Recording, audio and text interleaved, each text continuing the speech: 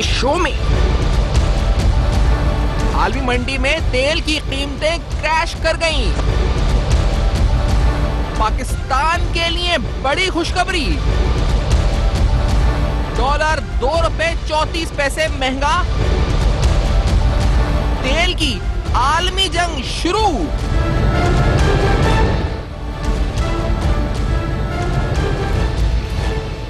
अस्सलाम वालेकुम। बस पर्दा हकायक सनसनीखेज इंकशाफात प्रोग्राम बेनकाब में हूँ आपके साथ सफान खान।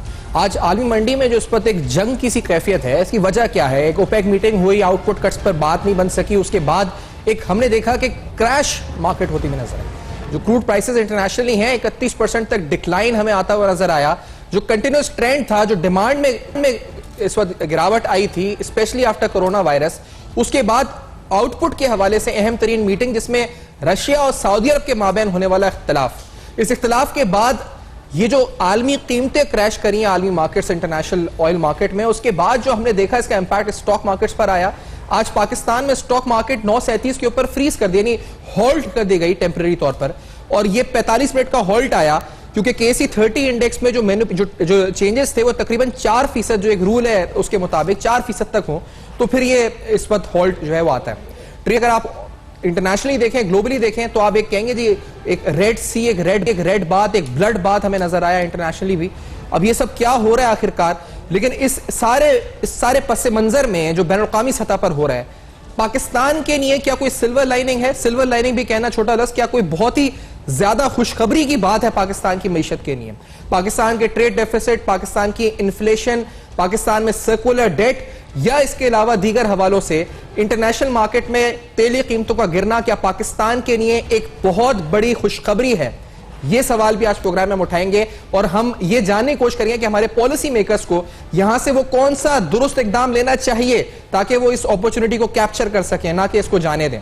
डॉक्टर फरूख सलीम साहब, सीनियर तर्ज़-ए-निगार, हमारे साथ प्रोग्राम में शुरू के हिस्से में साथ हैं, पूरे बात होंगे। डॉक्टर साहब का बहुत शुक्रिया, आपका मायनास तज्ज़िया हम सुनते हैं, देखते हैं, पढ़ते हैं। डॉक्टर साहब, ये क्या आखिर जो आलमी मार्केट में हो रहा है उस पर तो बात करेंगे बाद में, पाकिस्तान के लिए क्या अपॉर्चुनिटी है, पहले ये सर फरमाएं डॉक्टर साहब, आपके लिए, आपकी नजर में। देखिए, हम रोज़ाना का तकरीबन 5,56,000 बैरल तेल इस्तेमाल करते हैं, और अभी आपने देखा कि जनवरी के महीने में जो तेल का बैरल $70-71 का चल रहा था, वो गिरता गिरता आज सुबह तो $30 पे पहुंच गया, और आज फिर सिंगापुर में जो क्लोज हुआ है वो तकरीबन $35 का हुआ है। और 5,56,000 बैरल रोज़ाना का अगर हम कंज्यूम कर रहे हैं, और आप समझिए कि $25 अगर बैरल की तेल की कीमत गिर जाती है, तो पाकिस्तान को तकरीबन $5 अरब का फ़ायदा हो जाता है, बचत हो जाती है, आप समझ लीजिए। और इसके साथ साथ आप देखिए, हमारी $5 बिलियन की इंपोर्ट गिर जाएगी, हमारी $5 बिलियन का करंट अकाउंट डेफिसिट जो है वो बढ़ जाएगा। हम तेल इस्तेमाल करते हैं, हम गैस इस्तेमाल करते हैं बिजली बनाने के लिए, तो हमारी बिजली बनाने की कॉस्ट जो है वो नीचे आ जाएगी। इसी तरह कुव्वत ख़रीद में समझता हूँ कि जब हमारे बिजली के बिल नीचे आ जाएंगे, गैस के बिल नीचे आ जाएंगे, पेट्रोल डीजल का ख़र्चा कम हो जाएगा, तो कुव्वत ख़रीद पाकिस्तानियों की बढ़ जाएगी। और अगर कुव्वत ख़रीद पाकिस्तानियों की बढ़ती है, आपकी मेरी जेब में इजाफी पैसे आ जाते हैं, तो फिर हम बाज़ार में जाएंगे चीज़ें ख़रीदने के लिए, और उसके साथ साथ फिर दुकानदारी चलने लगेगी, फिर दुकानदार फैक्ट्रीज़ के पास ऑर्डर प्लेस करने लगेंगे और फैक्ट्रीज चलने लगेंगी। तो इसमें पॉजिटिव इम्पैक्ट तो बहुत सारा नज़र आता है, 2-4 नेगेटिव चीज़ें भी ज़रूर हैं, और वो इस हवाले से हैं कि हमारे जो पाकिस्तानी वर्कर्स सऊदी अरेबिया में या बाकी अरब ममालिक में काम करते हैं, अरब ममालिक को उनकी इकॉनमीज़ को एक बहुत ही बड़ा शॉक, एक धचका मिलने वाला है। वो उस लेबर के साथ क्या करते हैं, किसी को वापस भेजते हैं या उनकी तनख्वाहें रोक लेते हैं, जिससे हमारी रिमिटेंसेस के ऊपर कुछ फ़र्क आ सकता है। लेकिन पॉजिटिव इम्पैक्ट इस वक्त मुझे ज़्यादा नज़र आ रहा है। हुकूमत ने डिसाइड ये करना होगा, फैसला ये करना है कि उसने IMF को खुश करना है या उसने 21 करोड़ पाकिस्तानियों को खुश करना है। लेकिन डॉक्टर साहब, ये मुझे बताइए कि जो आप जिस तरह कह रहे हैं कि सारा बेनिफिट है $5 अरब का जैसे, तो सर ये अगर प्राइसेस यहां रहती हैं तो है ना, मतलब ये तो अगर यहां से दोबारा से रिकवर करती हैं, तो आप क्या एक्सपेक्ट क्या कर रहे हैं कि ये इस रेंज में रहेंगी या ये वापस रिकवर करके अपने नॉर्मल रेंज में दोबारा आ जाएंगी? एंड यहां इसको हेज करने का बेस्ट मौका नहीं है पाकिस्तानी गवर्नमेंट के लिए कि इसको हेज कर दिया जाए, तभी ये फायदा ट्रांसलेट हो सकता है हमारे बैलेंस ऑफ पेमेंट पे या दीगर चीजों के ऊपर, वरना से कोई फायदा नहीं है, फिर बढ़ जानी कीमतें दोबारा। जी, बड़ा उम्दा नुक्ता उठाया आपने। देखिए, इसका बैकग्राउंड ऐसे है जो आपने भी कुछ ब्रीफली बताया कि कोरोना वायरस के नतीजे में तकरीबन 4 से 4.5 मिलियन बैरल्स पर डे की डिमांड खत्म हो गई थी। अब वो जब डिमांड खत्म हुई तो बड़ी तेजी से प्राइसेस गिरना शुरू हो गई। फिर वियना में मार्च की 6 तारीख जुमे का दिन था जब ओपेक के सारे मेंबरान और रशिया उनके साथ इकट्ठा हुआ। रशिया इसलिए कि रशिया जो है वो अब दुनिया का दूसरा या तीसरा बड़ा मुल्क है तेल सप्लाई करने के हवाले से। तो वहां पे इनका इत्तेफाक नहीं हो सका। वो मीटिंग इसलिए बुलाई गई थी कि किसी तरह हम एग्री कर लें कि हम प्रोडक्शन कम कर दें, जिसके नतीजे में फिर प्राइसेस को कोई सहारा मिल पाए। वहां पे रशिया ने साफ साफ इनकार कर दिया कि हम अपनी प्रोडक्शन कम करने को तैयार नहीं है। तो वहां पे फिर सऊदी अरेबिया और रशिया के दरमियान आप समझ लीजिए कि एक तेल की आलमी जंग शुरू हो गई। सऊदी अरेबिया एक सबक सिखाना चाहता है रशिया को, और रूस शायद इस सबक सिखाना चाहता है कि अमेरिका की जो कंपनीज हैं वो बैंकरप्ट हो जाएंगी अगर तेल की कीमतें यहीं पे रह गई। तो ये इन सब की तीनों ममालिक की जो कॉस्ट है वो बड़ी हाई है, जिसको ब्रेक इवन कॉस्ट कहते हैं। वो सऊदी अरेबिया में तकरीबन $80 का बैरल आता है, ब्रेक इवन कॉस्ट करता है। इसी तरह रूस में कहीं $40-42 पे ब्रेक इवन के आगे करता है। तो ये तीनों ममालिक जो हैं वो बेतहाशा अरबों डॉलर के नुकसानात करेंगे डॉक्टर साहब, अगर इसके नतीजे में। डॉक्टर साहब, ये जो बात है कि ये जो नुक्ता आपका है ना, ये बहुत अहम है कि इसमें इंटरनेशनल मार्केट में क्या हो रहा है, ये प्राइसेस को आप क्या देख रहे हैं। साथ ही रहे, क्योंकि हमारे साथ अकील करीम रेड्डी साहब भी हैं जो कुछ ही देर साथ हैं, तो उनसे भी हम जानते हैं, स्टॉक मार्केट के हवाले से भी जान लेते हैं, फिर आपका डिटेल एनालिसिस भी साथ ही रखते हैं प्रोग्राम में। अकील करीम रेड्डी साहब, आप मारूफ स्टॉक ब्रोकर हैं। सर, आज स्टॉक मार्केट में जो हुआ ये कितना टेम्पररी या परमानेंट है? बाद में तो रिकवर किया इंडेक्स ने, आप फोर्सी क्या कर रहे हैं आगे अकील करीम रेड्डी साहब? देखें, हमारी जो इक्विटी मार्केट का जो ताल्लुक है ना, वो इससे रिलेटेड है जी। और जाहिर बात है कि हमारे यहाँ जो हैवी वेटेज जो इंडस्ट्री है वो ऑयल से वेटेज है। तो जाहिर बात है कि दुनिया में अगर ऑयल 30-32% गिरा है तो पाकिस्तान में भी करेक्शन आएगी और ये प्राइस एडजस्ट हो। और उसी वजह से आपने देखा था कि सुबह तो मंदी हो गई थी, 2300 पॉइंट तक मार्केट डाउन भी थी, लेकिन बाद में मार्केट ने रिकवर किया। उसकी वजह यह है क्योंकि हमारी इंडस्ट्री में हमारा इंपोर्ट बिल ऑयल का सबसे ज्यादा है और एलएनजी वगैरह का। तो जाहिर बात है उनकी प्राइस गिरी है तो हमारा इंपोर्ट बिल कम होगा, उससे हमारे करंट अकाउंट को डेफिनेट फायदा होगा। तो कमोडिटीज दुनिया में बहुत सारी नीचे आई हैं, तो उसका बेनिफिट डायरेक्टली हमें भी होगा और हमारी इंडस्ट्री जो है वो परफॉर्म करना शुरू हो जाएगी। और जो सबसे बड़ा हमारा इशू है इंटरेस्ट रेट का, तो जाहिर बात है कि ऑयल प्राइस गिरने की वजह से इन्फ्लेशन भी काफी नीचे आएगा। जब इन्फ्लेशन के नंबर नीचे आएंगे तो आपके इंटरेस्ट रेट गिरेंगे, इंटरेस्ट रेट गिरेंगे तो आपकी ग्रोथ अचीव होगी, ग्रोथ की वजह से आपकी इंडस्ट्री में एक्सपेंशन काफी होगा, प्रॉफिटेबिलिटी बढ़ेगी लोगों की। तो ये सारी साइकिल है। तो मैं नहीं समझता हूं कि ये ऑयल प्राइस गिरना पाकिस्तान के लिए तो नेगेटिव नहीं होगा, लेकिन ये है जो ऑयल प्रोड्यूसिंग कंट्री है उनके लिए डेफिनेट ये नेगेटिव खबर है, मिडिल ईस्ट वगैरह के लिए। लेकिन पाकिस्तान इस गिरावट का फायदेमंद रहेगा। और ये जो हमारे यहाँ जो हम महंगाई देख रहे हैं, ये डेफिनेट आप आने वाले दिनों में इसको कम होता हुआ देखेंगे। तो जो आम आदमी इस वक्त परेशान है, उनकी ये परेशानी भी आने वाले दिनों में हम दूर होती। अच्छा अकील साहब, ये बताइए कि हम तो ज्यादा डिफर्ड पेमेंट पे ऑयल ले रहे हैं। दूसरी बात ये कि जब पीपल्स पार्टी के दौरे भी कीमतें कम हुई थी ऑयल की, तो उस वक्त भी ये सवाल बड़ा उठा था कि इसको हेज कर दिया जाए इस प्राइस के ऊपर, ताकि इसका फायदा भी हो हमें इन द फ्यूचर भी। तो उस वक्त भी हम इस अपॉर्चुनिटी को फायदा नहीं उठा सके थे। अभी आपको नहीं लगता कि आपकी क्या तजवीज होगी, अगर ये आज यहाँ है फिर ये बढ़ जाती है दोबारा, ये डेडलॉक खत्म हो जाता है आउटपुट के ऊपर, ये कोरोना वायरस का इंपैक्ट डिमांड पे खत्म हो जाता है, देन ये दोबारा वही नॉर्मल हो जाती है, फिर तो कोई फायदा नहीं है, ये सारा एक शॉर्ट टर्म इंपैक्ट होगा। देखिए, मैं आपको बताता हूँ कि पाकिस्तान को इतनी कैपेसिटी नहीं है कि हम लोग कम बाइक कर सकें। हम तो अपनी जरूरत से ज्यादा बाइक करने की कैपेसिटी नहीं रखते। अच्छा, दूसरी जो बात है कि अब इंटरनेशनल मार्केट में आपने देखा होगा एलएनजी और गैस की प्राइस काफी नीचे आई। ऑयल तो अभी घटा है सही मानों में, वरना अदरवाइज आप देखें तो कोल वगैरह तो काफी गिर गए थे ऑलरेडी। तो अब ये है कि जाहिर बात है solar, wind power, electric car, तो ये सारी चीजें तो ये इंडिकेट करती है कि फ्यूचर ऑयल का इतना ज्यादा अच्छा दिख नहीं रहा। पूरी दुनिया की रिसर्च रिपोर्टें हमने देखी है और हर रिसर्च रिपोर्ट यही कह रही थी कि ऑयल की प्राइस यहाँ से बढ़ने के चांसेस खत्म हो गए। तो मेरा भी ख्याल है कि हमें गवर्नमेंट अगर कोई अपने आप को फ्यूचर में कवर करनी है 2-3 महीने की हद तक तो आप कर सकते हैं, लेकिन इससे ज्यादा आप कवर नहीं कर सकते। लेकिन मैं ये समझता हूँ कि गवर्नमेंट को अब तो मैं समझता हूँ खुश होना चाहिए, क्योंकि ये तो गवर्नमेंट के लिए इतनी अच्छी खबर है कि मैं समझता हूँ कि आप आने वाले दिनों में डेफिनेट देखेंगे कि इन्फ्लेशन बहुत बुरी तरह नीचे आएगा और आप ये देखें कि आपका बहुत बड़ा ह्यूज लोन खड़ा हुआ है।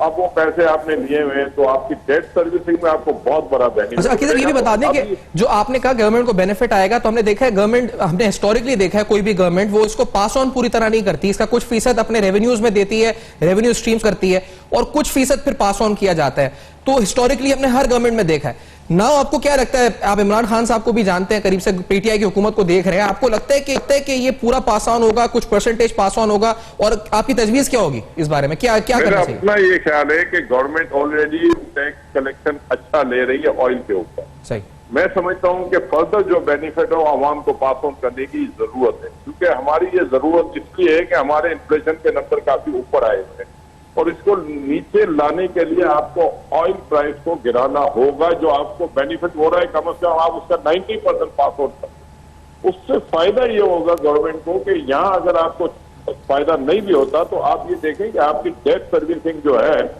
वो आपको बहुत बड़ा बेनिफिट हो जाएगा। अगर अप्रोक्सीमेट आपने कोई फिर इन्फ्लेशन के नंबर, हम तो समझते हैं कि साल के बाद इन्फ्लेशन के नंबर भी 7, 7.5, 8 पे आ जाएंगे और इंटरेस्ट रेट भी हम समझते हैं 7.5, 8 के करीब आ जाएगा। और ये इंटरेस्ट रेट जितना नीचे आना है गवर्नमेंट को फायदामंद बहुत होगा, क्योंकि गवर्नमेंट के ऊपर बहुत बड़ी डेट सर्विसिंग कर रही है गवर्नमेंट, बहुत ज्यादा इनको इंटरेस्ट की पेमेंट करनी पड़ रही है। और ये बेनिफिट मैं समझता हूँ ये पाकिस्तान में बड़े अरसे के बाद देखने को मिलेगा और ये बेनिफिट अगर मिल जाता है तो मेरा नहीं ख्याल है कि आगे ज्यादा प्रॉब्लम फेस होगी। इन्फ्लेशन से जान छूटना बहुत जरूरी है और ये एक ही इनको सूरत है कि ये आवाम को जो भी प्राइस गिरी है उसको पास ऑन कर दे, उसको रोकने की कोशिश। 90% आपने फिगर दिया कि 90% पास ऑन हो जाना चाहिए। हेलो जी, आपने कहा 90% पास ऑन हो जाना चाहिए जो भी। मैं कह रहा हूँ 90%। और आप ये देखें कि आपकी बाकी इंडस्ट्री अब परफॉर्म करेगी। आप ये देखें कि यूरिया प्राइस यहाँ से नीचे आ सकती है, इसके बाद आपकी डेप्थ की प्राइस नीचे आ सकती है, इसके बाद आप पाम कमोडिटीज में पाम ऑयल भी आता है वो भी गिरेगा। आपकी हार्ड कमोडिटी और सॉफ्ट कमोडिटी सब में मंदी हुई है और पाकिस्तान बहुत बड़ा बेनिफिशियरी होगा।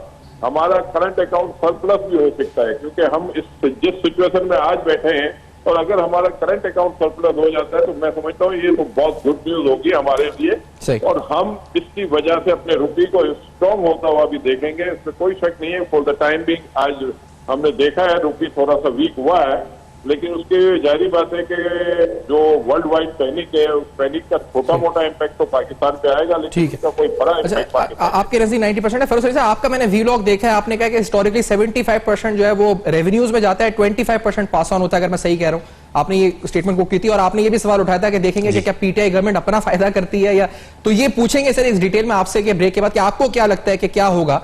After this very short break बेनकाब में नाज़रीन वापस आते हैं और ये सारे अहम तरीन सवालात मईशत से, पाकिस्तान की हिकमत अमली के हवाले से, ऑयल प्राइसेस के हवाले से इस ब्रेक के बाद हमारे साथ रहेगा।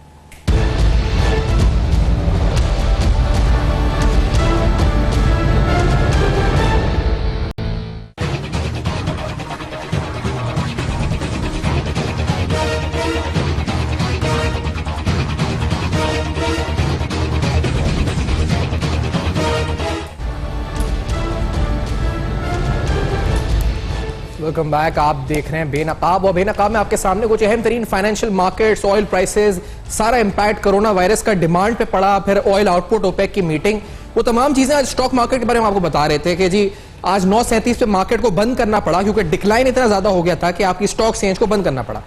यही सूरत हाल आज अमेरिका की स्टॉक एक्सचेंज खुलने के बाद हुई। आप जो चार्ट देख रहे हैं वो S&P 500 यानी अमेरिका के जो 500 लार्जेस्ट कंपनीज लिस्टेड हैं, ये उनकी नुमाइंदगी, उनकी रिप्रेजेंटेशन करता है। यानी आप कह सकते हैं कि अमेरिकी स्टॉक एक्सचेंज खुलने के बाद आज 7% डिक्लाइन की वजह से वहां पर भी सर्किट ब्रेकर, जो कि तारीख में पहली दफा ट्रेडिंग को होल्ड करना पड़ा, बंद करना पड़ा अमेरिका में, ये वो लेटेस्ट पिक्चर्स हैं। अब तो कहा जा रहा है कि ये खोल दी गई दोबारा, लेकिन वहां पर भी ट्रेडिंग रोकनी पड़ी क्योंकि डिक्लाइन 7% से जायद का हो चुका था। एनर्जी स्टॉक्स में तकरीबन 19% का डिक्लाइन है और इसी तरह से टेक्नोलॉजी रिलेटेड स्टॉक्स और दीगर रिलेटेड स्टॉक्स में भी आप डिक्लाइन देख रहे हैं। आखिर ये हो क्या रहा है आलमी मंडी में, किस तरह ये कहां जाके रुकेगा? डॉक्टर फरोज सलीम साहब, आप इससे पहले जो सवाल ब्रेक से पहले छोड़िएगा इसका भी पहले जवाब दें। और ये जो अभी S&P 500 में हुआ है, ये तो सारी मार्केट्स में हमने देखा है रेड स्क्रीन है, मार्केट तारीख में पहली दफा हॉल्ट हो गई अमेरिका की। क्या कहेंगे डॉक्टर साहब? देखिए, एक तो स्टॉक मार्केट्स के ऊपर जो वेटेज है वो energy, oil and gas stocks की बहुत है, हमारे यहाँ पाकिस्तान में भी और फॉरेन स्टॉक एक्सचेंजेस के ऊपर। तो जब तेल की कीमत गिरती है तो जाहिर बात है एक्सॉन मोबिल जैसी बड़ी कंपनियाँ, शेवरॉन जैसी कंपनियाँ जो सब लिस्टेड हैं, वो बड़ी तेज़ी से गिरेंगी। अब आप देख लीजिए कि उनकी जो कॉस्ट ऑफ एक्सट्रैक्शन आ रही है और जो मार्केट में वो तेल निकाल के बेचेंगी, फिर जिस तरह हमारी दुनिया ग्लोबल जीडीपी जो है वो श्रिंक कर रही है, कह रहे हैं कि 0.5 से 1% शेव ऑफ हो जाएगा। पाकिस्तान में भी प्रॉब्ली उसका इम्पैक्ट ज़रूर आएगा। हमारे यहाँ भी मैं एक्सपेक्ट कर रहा हूँ कि 0.5% से 1% तक जीडीपी जो है वो श्रिंक कर जाएगी, वो शेव ऑफ हो जाएगी। अब हुकूमत को ये देखना है, तारीखी तौर पे मैंने देखा कि हमारी हुकूमतें जो हैं, चाहे वो पीपल्स पार्टी की हो, PMLN की हो या PTI की हो, वो जब इस किस्म का कोई आलमी मंडियों से फ़ायदा पहुंचता है तो वो 25% से ज़्यादा फ़ायदा आवाम पे मुंतकिल नहीं करते हैं। 75% जो है वो अपने पास और अपने खसारों को कम करने के लिए इस्तेमाल कर लिया जाता है। अब इस दफ़ा भी हुकूमत के लिए बड़ी मुश्किल पोजीशन होगी। आप सोचिए कि जो बिजली का सर्कुलर डेट है, गर्दिशी कर्जा है, वो तकरीबन 1900 अरब पे पहुंच गया है।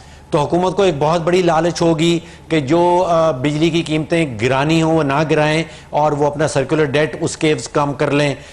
LNG सेक्टर के अंदर हम बड़ी कम बात करते हैं, उसके अंदर एक नए किस्म का गर्दिशी कर्जा सामने आया है, लेकिन वो भी 150 अरब का है, तो शायद इसलिए हम उसको भूले बैठे हैं।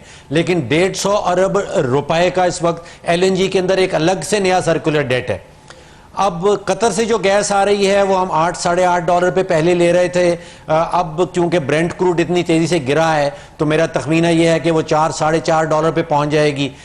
क्या उसका बेनिफिट आगे मुंतकिल किया जाएगा? मेरा ख्याल है कि पूरा बेनिफिट मुंतकिल नहीं किया जाएगा और उसको इस्तेमाल किया जाएगा कि LNG का जो सर्कुलर डेट है उसको किसी तरह कम कर लिया जाए।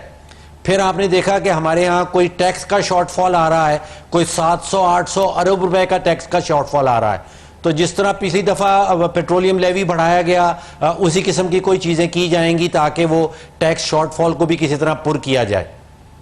अच्छा, और डॉक्टर साहब ये बात के हेज करने की, क्योंकि मैंने अभी अकील लेडी साहब भी साथ थे, उनसे बोला कि भाई वो कहते हैं कि हमारी कैपेसिटी नहीं है कि हम हेज कर सके प्राइसेस को यहाँ से ज्यादा। तो ये do you agree with this point of view? ये आप समझते हैं कि नहीं हम हेज कर सकते हैं यहाँ पे? देखिए, एक तो बहुत बड़ी वजह ये होती है कि दुनिया भर में हुकूमतें जो हैं वो अपनी तेल की कीमतों पे हेज नहीं कर सकती, ख़ास तौर पे पाकिस्तान जैसे मुल्क में। यहाँ पे बहुत बड़ा मामला खड़ा हो जाएगा कि अगर आज हम $35 पे हेज कर लें और 2016 में अगर आपको याद हो तो $27 पे पहुंच गया था। अगर आप उससे पीछे चले जाएं 40 साल पहले 1998 में $10 पे पहुंच गया था। तो फिर नैब पहुंच जाएगी आपकी गर्दन पकड़ने के लिए कि आपने ये क्या किया, आपने तो मुल्क को इतना नुकसान पहुंचा दिया। तो कोई भी ब्यूरोक्रेट जो है वो ये रिस्क नहीं लेना चाहेगा कि इस वक्त जो है वो हेज कर ले और अगर कीमतें मजीद गिर जाएं तो फिर वो उसका क्या जवाब देगा। दुनिया भर में जो प्राइवेट कंपनीज हैं जैसे PIA है, PIA कैन हेज। मुझे याद है कि इनको कुछ साल पहले भी ये रिकमेंडेशन दी गई थी लेकिन उन्होंने नहीं किया। अगेन वहां पे भी यही प्रॉब्लम है, बिकॉज वो भी एक सरकारी इदारा है, एक रियासती इदारा समझा जाता है। अगर कोई अफसर वहां पे ये स्टेप उठाए और हेज कर ले और फिर मजीद कीमतें कम हो जाएं तो फिर उसको पकड़ने का वो नैब वाले उसके पीछे पहुंच जाएंगे। अगर कीमतें चढ़ जाएं तो उसको शाबाश तो कोई देने वाला नहीं होगा। एग्जैक्टली, बड़ा अहम पॉइंट। और अच्छा, आपने सर्कुलर डेट पे कल एक कॉलम भी लिखा था, आज इमरान खान साहब बात की है ऑन सर्कुलर डेट, तो वील शो यू ऑल कि अब क्या कहा इमरान वज़ीर आज़म साहब ने, और उस पर डॉक्टर साहब का तजिया भी लेंगे। फिर थोड़ा बाद जो ये ऑयल इंपैक्ट है सारा, इसको हमारी स्ट्रैटेजी किस तरह कैपिटलाइज करने की पूरी तरह हो सकती है अगर हम हेज नहीं करते। आफ्टर दिस ब्रेक बेनकाब में हमारे साथ रहिए।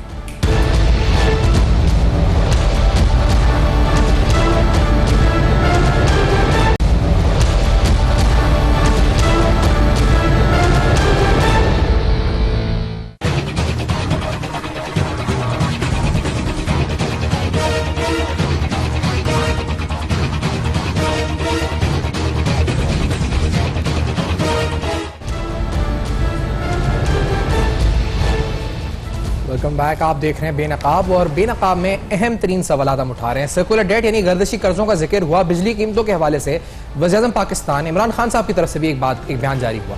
आज उन्होंने जो स्टेटमेंट दी यानी सर्कुलर डेट को किस तरह समझाया कि क्यों कीमतें ज्यादा हैं बिजली की, जरा सुनते हुए आगे बढ़ते हैं इस प्रोग्राम को। लेट्स हियर इसके क्या कहा।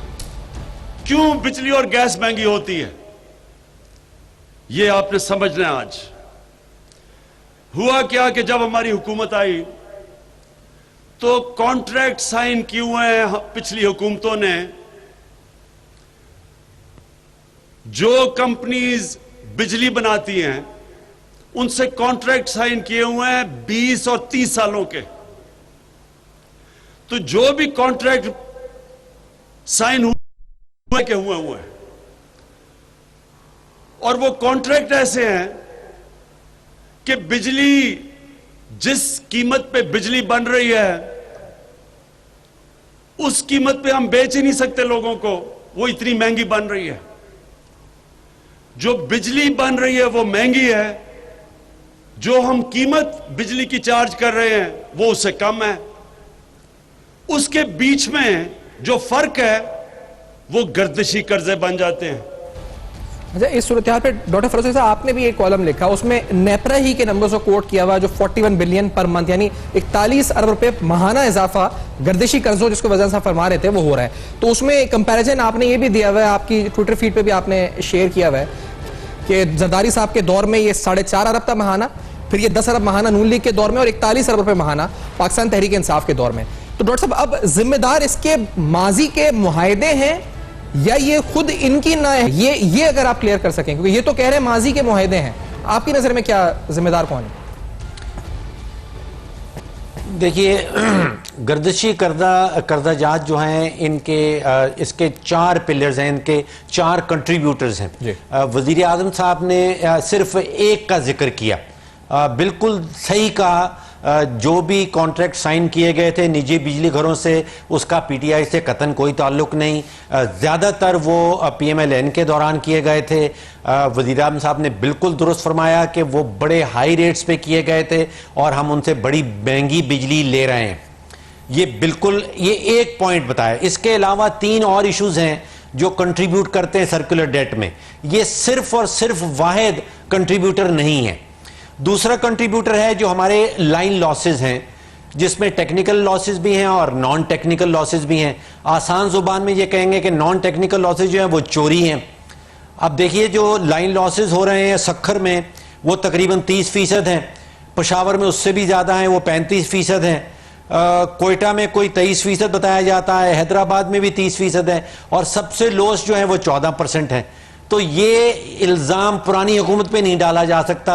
ये लाइन लॉसेज नीचे लाने का जो जिम्मेदारी थी ये पीटीआई ने अपने मैनिफेस्टो में भी कही थी और उसके बाद तकरीर में भी कही जाती रही। एक दूसरा फैक्टर जो है, जो रिकवरीज हम कहते हैं, रिकवरीज का मतलब ये है कि आपने 100 यूनिट किसी को दिए और उसके एवज आपने सिर्फ 82% रकम, 82% बिल जो है उनकी रिकवरी की, यानी कि यहां पे 18% आपने यहां पे छोड़ दी या आपसे लॉसेज हो गए। ये पहली हुकूमत भी करती थी, ये पीटीआई भी कर रही है और पीटीआई इसमें कोई कामयाब नहीं हो रही। अच्छा, चौथा इसमें इंपैक्ट है कॉन्फ्लिक्ट ऑफ इंटरेस्ट का, जिसमें मुफादात का तजाद आ जाता है। यानी कि जो एनर्जी टास्क फोर्स बनाई गई थी सितंबर या अक्टूबर 2018 में, उनका जो वाहिद जिम्मेदारी उनको दी गई थी कि आपने सर्कुलर डेट को नीचे लेके आना है और आपने ऐसी हिकमत अमली बनानी है, स्ट्रेटजीज बनानी है। अब उससे कोई पूछे कि आपने 2018 से आज मार्च 2020 तक क्या किया, जो नतीजा है वो आपने पहले बता दिया कि नतीजा तो ये है कि 41 अरब रुपए का माहाना इजाफा हो रहा है हमारे सर्कुलर डेट में, जो कि कुछ अर्सा पहले पीएमएलएन के दौरान 10 अरब का हुआ करता था। तो ये बिल्कुल ठीक बात है कि महंगे बिजली के कॉन्ट्रैक्ट्स हैं, उनको किस तरह कम करना ये कोई आसान काम नहीं है, इसके ऊपर सोचना पड़ेगा। बाकी दुनिया के ममालिक ने जो कॉन्ट्रैक्ट किए हैं, मसलन अफ्रीका में बहुत सारे ममालिक ने माइनिंग कॉन्ट्रैक्ट्स बहुत महंगे किए थे और उसके बाद की जो हुकूमत आई उन्होंने फिर वो कॉन्ट्रैक्ट्स रीनिगोशिएट किए, उनको नीचे लेके आए। करप्शन साबित करनी होगी। तो ये 4 में से एक फैक्टर वज़ीर आज़म साहब ने बताया और बाकी 3 फैक्टर्स जो हैं आप समझिए कि 1/4 वजाहत कर दी गई थी और 3/4 बाकी रह गई जो इनके अपने हाथ में। डॉक्टर साहब एक चीज आपसे लास्टली, क्योंकि ये बड़ा अहम सवाल है कि इस वक्त क्योंकि बहुत सी प्रिडिक्शंस आना शुरू हो गई हैं कि हमारे पाकिस्तान में ऑयल प्राइसेस कितनी कम होंगी। मैंने एक देखा है कि एक न्यूज आउटलेट ने जारी किया, कुछ माहिरीन की राय है कि 20 रुपए फी लीटर तक पेट्रोल की कीमतें कम हो सकती हैं अगर मौजूदा इंटरनेशनल मार्केट में बरकरार रहती हैं कीमतें तो। और उसका इंपैक्ट सीएनजी में उन्होंने लिखा है कि 20 रुपए कम हो जाएगी और फिर बिजली कीमतें भी कम होंगी। तो do you have any calculation on this कि क्या आप समझते हैं 20 रुपए तक, क्योंकि ये खुशखबरी को ज्यादा ही ओवर एस्टिमेट ना कर दें, लोग ज्यादा खुश हो जाएं, कितनी तवक्को रखनी चाहिए हमें? कोई नंबर्स हम कह सकते हैं कुछ डॉक्टर साहब? देखिए, ख्वाब देखने में कोई हर्ज नहीं है जी, लेकिन तारीख में आपको पहले बता चुका हूं कि कोई भी हुकूमत हम पिछले एटलीस्ट 10-12 सालों में ऐसी नहीं आई जिसने 100% अपना जो मुनाफा है या बचत है वो अवाम पे मुंतकिल कर दी जाए। और इस हुकूमत के ऊपर तो बहुत ही ज़्यादा प्रेशर्स हैं। जैसे मैंने आपको कहा कि वो 1900 अरब का एक गर्दिशी कर्जा है सिर्फ बिजली का, फिर LNG का गर्दिशी कर्जा है, फिर टैक्सेस में इतनी ज़बरदस्त किस्म की, संगीन किस्म की शॉर्टफॉल आ रही है। जो गुंजाइश बनती है हुकूमत की वो 25 से 30 रुपए फी लीटर की बनती है। 25 से 30 रुपए फी लीटर कम किया जा सकता है, लेकिन मेरा ख्याल है कि दोबारा से सिर्फ 25% जो है बचत जो है वो आवाम के ऊपर मुंतकिल की जाएगी। बहुत बहुत शुक्रिया डॉक्टर फरसे साहब, आपने प्रोग्राम में ज्वाइन किया और अपना नुक्ता नज़र और तज्जिया पेश किया। अकील करीम लेडीज उन्होंने अपना स्टॉक मार्केट के हवाले से जो वो देख रहे थे मूवमेंट्स को आज की इंटरनेशनल और लोकल, वो भी उन्होंने शेयर किया। आप सब अपना फीडबैक दे सकते हैं हमारे फेसबुक, ईमेल और ट्विटर पेज के ऊपर जो आपके सामने इस वक्त फ्लैश कर रहा है। अपना बहुत ख्याल रखिएगा, देखते रहिएगा।